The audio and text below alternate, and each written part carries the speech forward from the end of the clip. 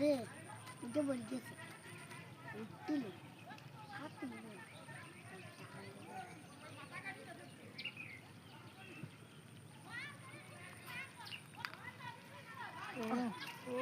দেখ কই মাছ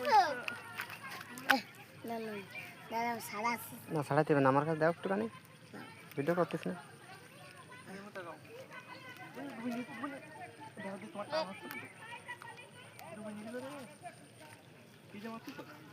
কেসো ভালো আছে